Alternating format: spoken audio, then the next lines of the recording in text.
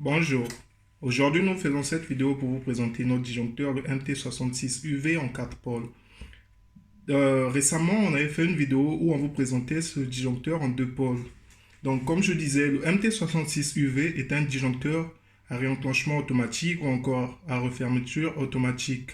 Et ce disjoncteur protège vos installations électriques contre les surtensions, les sous-tensions, les surcharges, contre les courts-circuits et contre les courants de fuite et aussi contre la perte des phases. Ce qu'il faut retenir avec notre disjoncteur, c'est qu'il fonctionne avec une certaine gamme de tensions. Je m'explique. Ce disjoncteur, lorsque la tension au niveau des bandes d'entrée est supérieure à 290 avec une marge de plus ou moins 10 volts, le disjoncteur va isoler le circuit automatiquement. Et lorsque la tension au niveau des bornes d'entrée est inférieure à 160 volts avec une marge de plus ou moins 10 volts, il va aussi isoler le circuit. Et une fois que la tension détectée au niveau des bornes est comprise entre 290 et 160 volts, le disjoncteur va refermer le circuit automatiquement. Voilà la spécialité de ce disjoncteur. Donc cela fonctionne parfaitement bien. Et aussi un autre détail que je voulais vous dire, que je voulais vous donner plus tôt, ici vous voyez il y a un voyant. Et lorsque cette lampe témoin vous donne une lumière rouge, ça veut dire tout est bien, il n'y a pas de défaut au niveau de votre installation électrique. Et lorsque cette lampe clignote avec une lumière verte, cela veut dire qu'il y a présence de sous-tension. La tension au niveau des bandes d'entrée est inférieure à 160 volts. Et lorsque la lampe clignote avec une couleur bleue, ça veut dire qu'il y a présence de surtension. Donc la tension au niveau des bandes d'entrée est supérieure à 290. Et lorsque la lumière est rouge en train de clignoter, ça veut dire que voilà, il y a une perte de phase. Un autre détail, vous allez remarquer ici, nous en avons de 63 ampères. Il faut retenir que nos disjoncteurs sont disponibles sous différents calibres. Le plus grand calibre disponible pour ce type de disjoncteur est de 125 ampères. Et voilà un peu les détails que je voulais vous donner. Maintenant, ce qu'on va faire, c'est d'abord retenir également que ce disjoncteur, en cas de défaut, réagit avec un intervalle de temps entre 5 et 10 secondes. Et par exemple, en cas de surtension ou sous-tension, lorsque la tension est tellement grande, je veux dire, vraiment la valeur est grande au niveau des bandes d'entrée, le disjoncteur va réagir très rapidement et même sous 5 secondes. Et lorsqu'elle est très inférieure, le disjoncteur réagira également très rapidement et même en moins de 5 secondes.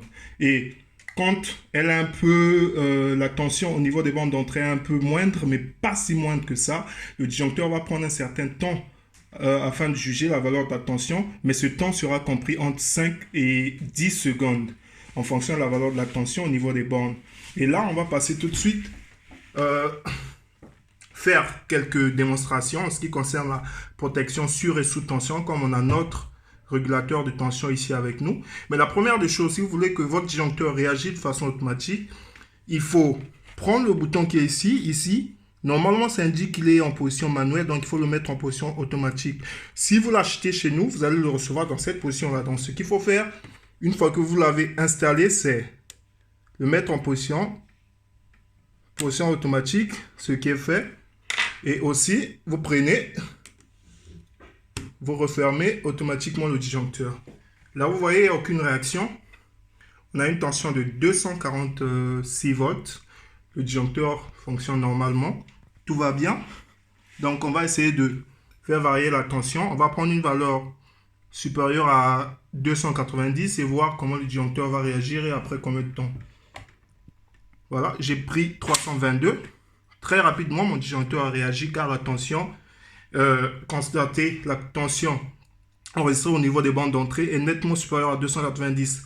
Je vais remettre la tension dans l'intervalle entre 160 et 290. Voilà, le disjoncteur referme automatiquement. Je vais aussi tester la fonction protection contre sous-tension. Donc, je prends une valeur de tension inférieure à 160. 132. Voilà, le disjoncteur réagit automatiquement. Et je vais encore reprendre une valeur comprise entre 160 et 290 pour voir. Voilà. Après, voilà, mon disjoncteur réagit encore de façon automatique. Aussi, ce qu'il faut noter, lorsque vous aurez notre disjoncteur dans vos installations électriques, en cas de coupure d'électricité par exemple, le disjoncteur va isoler le circuit automatiquement. Après un certain temps, voilà. Et après remise de courant, d'électricité chez vous, il va juger la stabilité de la tension après un certain temps. Une fois qu'il a jugé que la tension est vraiment stable, il va se refermer automatiquement. Et comme je vous l'avais dit au départ que ce disjoncteur protégeait également contre les pertes de phase, on va essayer de mettre cette fonction-là en évidence également. Donc, je vais essayer juste de détacher cette phase et voir comment mon disjoncteur va réagir.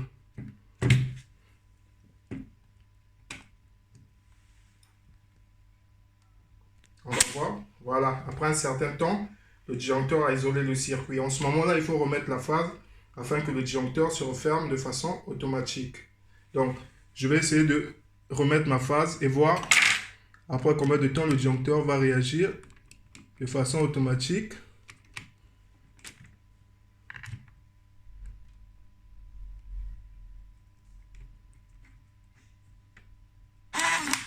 Voilà, mon disjoncteur a réagi car il y a retour, il y a encore présence de 3 phases au complet. Merci d'avoir suivi. Veuillez nous contacter pour toutes les questions ou encore tout achat. Merci, au revoir. Cool.